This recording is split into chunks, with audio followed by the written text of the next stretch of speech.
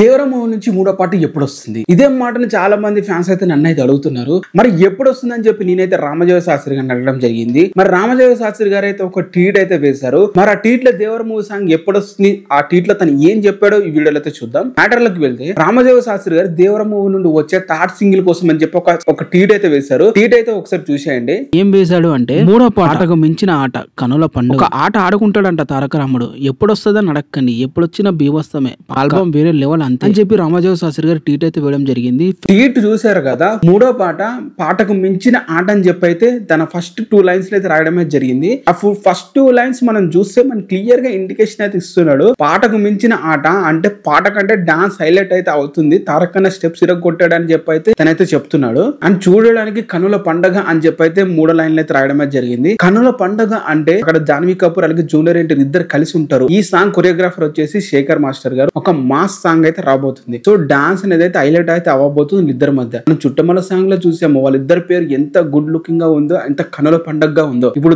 ఈ మూడో పాటలు కూడా వాళ్ళ పేరు అనేది కనుల పండగగా ఉంటుంది అని చెప్పి అయితే రామజోగయ్య శాస్త్రి గారు అయితే అంటున్నారు. అండ్ 4వ లైన్ లో వచ్చేసి ఒక ఆట ఆడుకున్నాడంట తారక రాముడు అని చెప్పి అయితే అనడమే జరిగింది. ఒక ఆట ఆడుకున్నాడని తను ఏ ఉద్దేశంలో అన్నాడో తెలియదు కానీ తారక్ అన్న అయితే స్టెప్స్ ఇరగ కొట్టేసి ఉంటాడు నాకు తెలిసి. అందుకే ఈ రేంజ్ లో అయితే మెన్షన్ అయితే చేయడం జరిగింది. ఒక ఆట ఆడుకున్నాడంటే తారక్ అన్న ఒక రేంజ్ స్టెప్స్ అయితే వేశాడని అర్థం. ఎప్పుడని అడగండి, ఎప్పుడు వచ్చినా కుమ్మేస్తుంది, బీభత్సం పక్క అని చెప్పి అయితే అన్నారు. తనకి ఎప్పుడు వస్తుందో కూడా తెలియదు. సో తనైతే ఎప్పుడు వస్తుందో అడగండి, కానీ ఎప్పుడు వస్తుందో కుమ్మేస్తుందంట. సో మన సాంగ్ ఎప్పుడు వచ్చినా కుమ్మేస్తుంది, దానికైతే మీరు ఫిక్స్ అయితే అయిపోండి. సాంగ్ ఇంకా ఎన్ని రోజులే ఉంది బ్రో, ఇంకా సాంగ్ ఎప్పుడు వస్తుంది, ఇంకెప్పుడు వస్తుంది, ఇంకెప్పుడు రిలీజ్ అవుతుంది, చాలా మంది చాలా క్వశ్చన్స్ ఉండొచ్చు. మీరు ఎన్ని క్వశ్చన్స్ అయినా పెట్టుకోకండి, ఎందుకంటే సాంగ్ ఎప్పుడు వచ్చినా కుమ్మేస్తుంది, దాని లెవెల్ వేరే ఉంటుంది అంతే. దాన్ని క్వశ్చన్ చేయాల్సిన అవసరమే లేదు. ఈ ఆల్బమ్ వేరే లెవెల్ అంతే అని చెప్పి తనైతే అనడం జరిగింది. ఫ్యాన్స్ ఇంకా గట్టిగా అడిగేసరికి తను ఇంకో ట్వీట్ కూడా వేశాడు. తయారవుతుంది కంగారెందుకు, కాస్త ఓపిక, ది బెస్ట్ ఇవ్వాలి కదా మీకు అని చెప్పి మరొక ట్వీట్ అయితే వేయడం అయితే జరిగింది. తయారవుతుంది కంగారు ఎందుకు, ది బెస్ట్ ఇవ్వాలి కదా మీకు అని చెప్పి అయితే రామజోగయ్య శాస్త్రి గారు ఇంకో ట్వీట్ కూడా వేయడం అయితే జరిగింది. సో